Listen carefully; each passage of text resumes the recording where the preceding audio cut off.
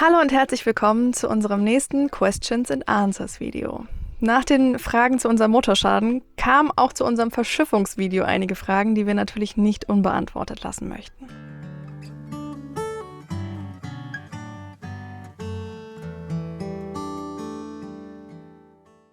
Warum mussten wir überhaupt von Panama nach Kolumbien verschiffen?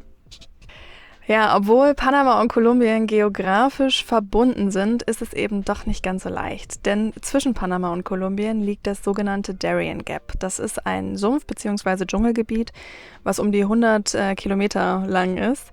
Ja, und dadurch führt keine Straße. Das heißt für uns sowieso schon nicht machbar. Und ja, die Fußwege dadurch sind sehr, sehr, sehr gefährlich und werden auch nur eigentlich als Drogenrouten und gegebenenfalls von Flüchtlingen genutzt. Aber wie gesagt, es ist schlimmstes Sumpf- und Dschungelgebiet und daher eigentlich nicht passierbar. Das heißt, für uns hieß es nur, wir müssen verschiffen, anders gibt es keine Möglichkeit, von Panama nach Kolumbien mit dem Auto zu kommen.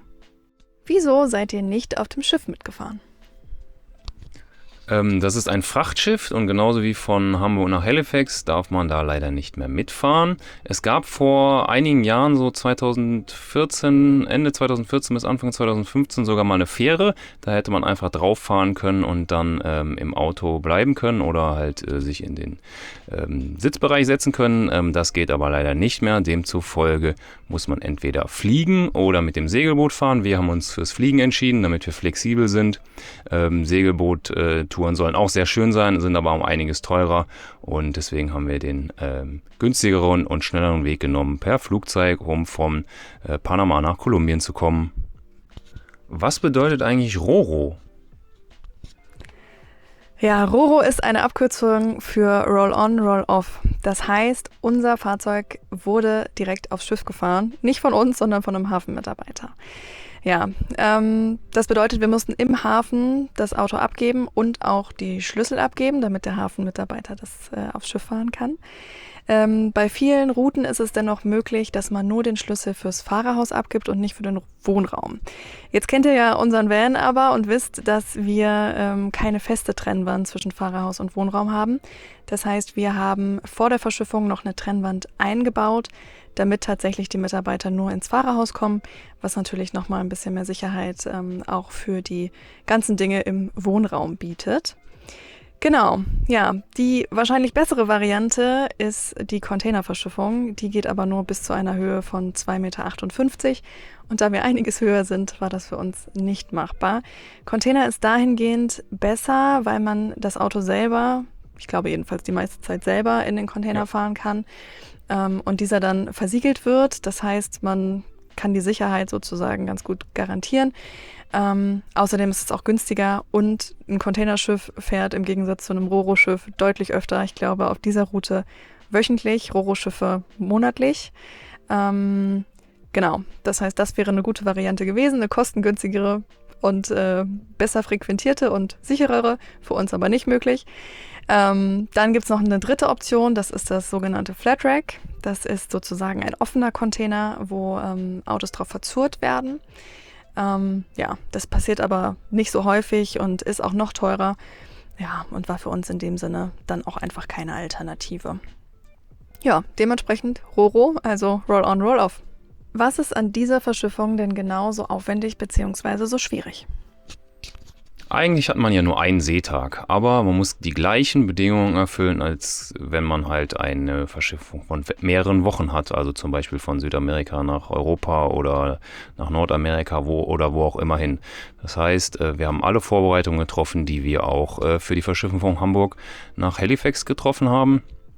Und was noch hinzukommt, ist, dass bei dieser Route nur eine Reederei fährt und diese auch nur einmal im Monat. Das heißt, RoRo ist nicht zeitlich flexibel, man muss sich nach der Reederei richten und die ist sehr spontan.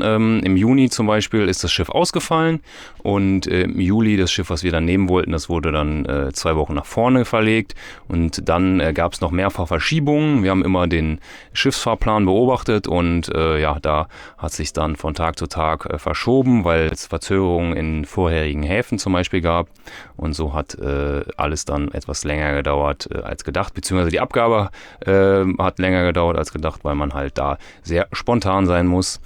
Und zudem gibt es natürlich auch noch Regularien fürs Fahrzeug, die erfüllt werden müssen. Zuerst hieß es, dass man keine Kleidung, kein Besteck, eigentlich gar keine Campingausrüstung im Camper haben darf. Und zudem war es noch so, dass keine Lithiumbatterien mittransportiert werden durften. Dies konnte zum Glück unsere Verschiffungsagentur IVSS wenige Wochen vorher doch noch regeln, dass es doch erlaubt war, Lithiumbatterien mitzunehmen. Sonst hätte man die halt aus dem Fahrzeug ausbauen müssen, in einen extra Container packen müssen. Und das hätte natürlich nochmal zusätzliche Kosten verursacht. Grund für diese Regulierung war wohl, dass es mal einen Brand in einem Batterielager gab. Aber das waren halt keine Lithium-Eisenphosphat-Batterien, sondern entsprechend andere Batterien. Und deswegen konnte zum Glück verhandelt werden, dass wir Batterien mitnehmen durften. Zu dem Zeitpunkt war es die einzige Agentur, die es geschafft hat, das mit der Reederei auszumachen. Und deswegen hatten wir uns auch für diese entschieden. Das kann sich natürlich auch immer schnell ändern. Aber ja, wir haben alles geschafft. Aber trotzdem ist es sehr aufwendig, weil man natürlich auch das ganze Fahrzeug reinigen muss, Wassertanks leer machen muss und so weiter und so fort. Wie lange im Voraus muss man die Verschiffung denn eigentlich buchen? Ja, wie Martin gerade ja schon gesagt hat, gibt es verschiedene Agenturen, die das anbieten. Und wir haben uns so ungefähr ein halbes Jahr vor der geplanten Abfahrt die ersten Angebote eingeholt.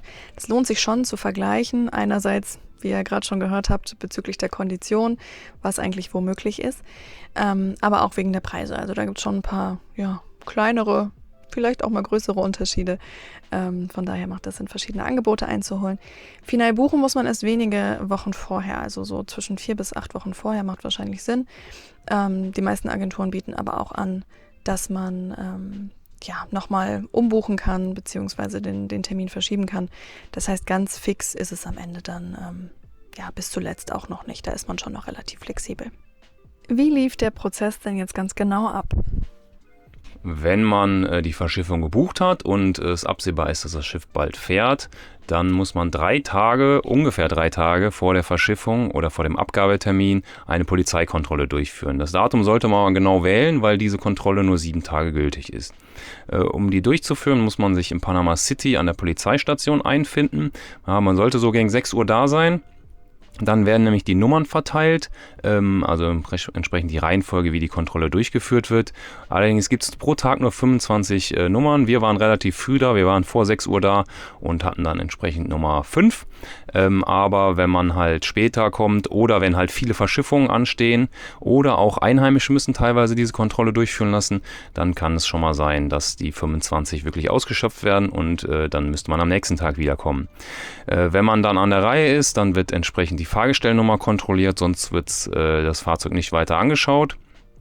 Wenn das dann fertig ist, muss man einmal auf die andere Straßenseite gehen, zu einer anderen Station der Polizei, und dort muss man dann ein Dokument ausfüllen und entsprechend den Fahrzeugschein, das TIP und eine Passkopie vom Fahrzeughalter abgeben. Diese Dokumente werden dann geprüft und in der Zeit kann man das Gelände dann entsprechend auch verlassen. Man bekommt eine Uhrzeit gesagt, wann man wieder da sein soll. Bei uns war es 15 Uhr. Im Endeffekt hatten wir dann um 16:30 Uhr alle Dokumente zurück, und diese Kontrolle ist halt notwendig, damit man das Fahrzeug aus Panama ausführen darf. Vor der Polizeikontrolle oder danach muss man natürlich dann entsprechend das Fahrzeug auch noch vorbereiten. Dazu haben wir es außen gründlich gereinigt und innen natürlich auch und entsprechend natürlich mal aufgeräumt. Alle Gegenstände, die nicht erlaubt sind, haben wir entsorgt, zum Beispiel Spraydosen oder Gaskartuschen, die sind auf jeden Fall verboten. Wer einen Gastank hat oder eine Gasflasche, die müssen natürlich leer sein. Unseres Wissens nach wurde keine Zertifikate gefordert, das kann sich aber immer mal ändern. Wir hatten keinen Gastank oder keine Gasflasche, deswegen war es für uns sowieso kein Problem. Wir hatten ja das Thema mit den Lithiumbatterien, aber das hat ja dann problemlos funktioniert. Genau, wir haben dann entsprechend noch eine Trennwand ins Fahrzeug eingebaut, damit halt die Hafenmitarbeiter nicht mal nach hinten gehen können und vielleicht doch das eine oder andere mitnehmen. Das soll durchaus mal vorkommen, aber bei uns ist alles sehr gut gelaufen. Auch im Fahrerhaus sollte man natürlich nichts liegen lassen, was irgendwie von Interesse sein könnte. Auch ein Kuli kann mal verschwinden, also am besten alles wegräumen. Ist vielleicht manchmal gar nicht böse gemeint, wenn der Fahrer noch was aufschreiben muss und den Kuli sieht und dann ist er auf einmal weg. Deswegen ist eine Trennwand auf jeden Fall sinnvoll, und wir mussten auch nur den Schlüssel von der Fahrertür und vom Zündschlüssel abgeben. Hinten konnten wir alle Schlüssel behalten. Außerdem haben wir dann noch einige Luftentfeuchter im Fahrzeug aufgestellt. Die habe ich mit Panzertape festgeklebt, damit sie nicht umfallen können. Das ist vor allen Dingen dann hilfreich, wenn zum Beispiel bei Regen der Camper abgegeben wird und verschlossen wird, wie es bei uns zum Beispiel war. Und wenn die Verschiffung dann länger dauert als gedacht, damit sich kein Schimmel bildet.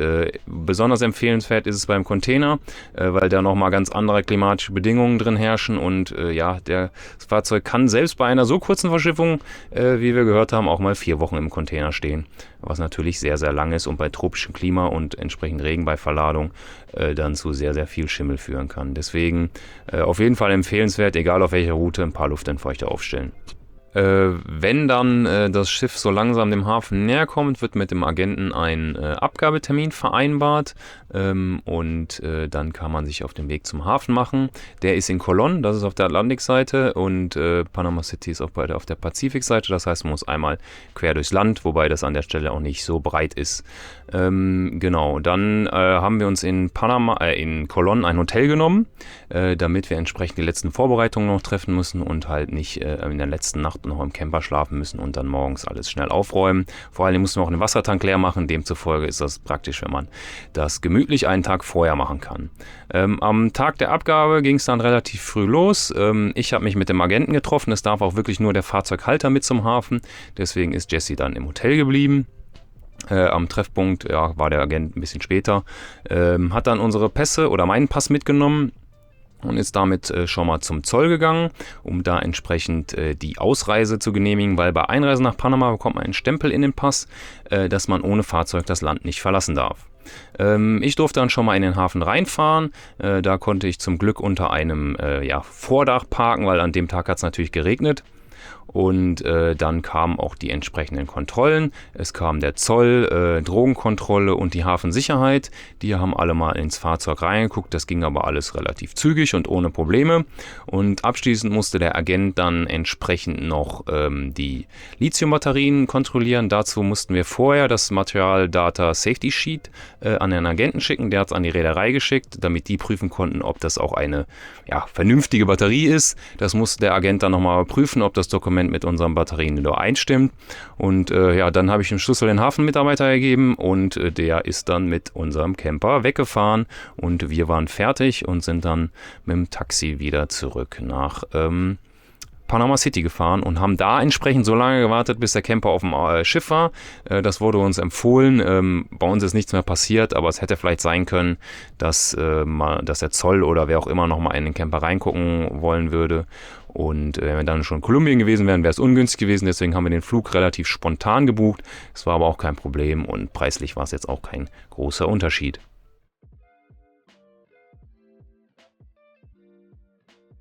Als wir in Cartagena dann angekommen sind, sind wir am nächsten Tag zum Agenten gefahren. Da haben wir den Fahrzeug schon abgegeben, der wurde kopiert und damit ist er dann zum Zoll, um das Tipp zu erstellen. Außerdem mussten wir dann noch die Hafen- und Agentengebühren bezahlen. Die sind relativ hoch in Cartagena, deswegen hatten wir vorher mal ein paar Millionen Pesos abgeholt und dann entsprechend bezahlt. Dann hatten wir erstmal den Tag über frei und nachmittags konnten wir dann das Tipp beim Zoll abholen gemeinsam mit dem Agenten. Das ging auch super schnell. Und dann gab es noch die letzte Aufgabe, die Versicherung für Kolumbien, das SOAT. Das ist eine Versicherung gegen Personenschäden und gegen Tod. Die ist für alle vorgeschrieben. Und da gibt es 2 Möglichkeiten. Man kann die entweder per WhatsApp abschließen über eine Agentin, dann ist es sehr teuer, oder man geht selber zu einem Versicherungsbüro. Das ist dann entsprechend aufwendiger und dauert länger, ist aber wesentlich günstiger. Wir haben das so gemacht und nachdem wir die Versicherung hatten, war dann alles vorbereitet, dass wir das Fahrzeug abholen konnten. Am nächsten Tag hat uns dann der Agent einen Termin mitgeteilt und wir haben uns am Büro getroffen und sind dann gemeinsam mit seinem Fahrzeug zum Hafen gefahren. Da mussten ziemlich viele Stationen durchlaufen werden und ziemlich oft der Pass vorgezeigt werden. Ohne Agenten oder wenn man, perfekt Spanisch spricht, ist es, glaube ich, nicht möglich. Und wie lange hat die Verschiffung jetzt eigentlich gedauert?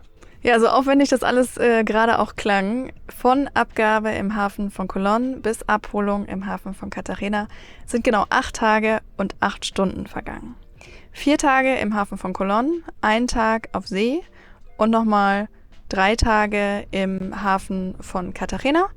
Ja, also von daher am Ende doch relativ schnell, wenn man es vergleicht mit anderen Erfahrungen bei dieser Verschiffung. Und wie teuer war jetzt die Verschiffung? Also die Verschiffung an sich hat uns gut 3.000 € gekostet. Dazu kamen noch die Hafengebühren in Colón in Panama, das waren gut 200 €. Und die Hafengebühren und die Gebühren für den Agenten in Cartagena in Kolumbien waren nochmal knapp 1.000 €. Das heißt, wir sind auf gut 4.200 € gekommen für diese Verschiffung von einem Tag, wenn man es genau nimmt. Das heißt, es ist ungefähr genauso teuer wie unsere Verschiffung von Hamburg nach Halifax. Ja, so ist es, kann man nicht ändern. Genau, was natürlich noch dazu kommt, sind Flüge und Unterkunft, die man sonst ja im Vanlife jetzt nicht unbedingt hat, aber die für diese Tage dann einfach noch dazukommen. Und was wären die möglichen Alternativen zu der Verschiffung gewesen? Wenn man die Panamericana komplett fahren will, gibt es eigentlich keine Alternative. Man könnte natürlich theoretisch von Panama wieder nach Mexiko fahren und dann von Veracruz nach Cartagena verschiffen. Das soll rein von der Verschiffung ein bisschen günstiger sein, aber man muss natürlich die Spritkosten berechnen, die man dann zusätzlich hat und auch die ganzen Grenzen, die man wieder passieren muss. Dementsprechend wäre es wahrscheinlich mehr Aufwand.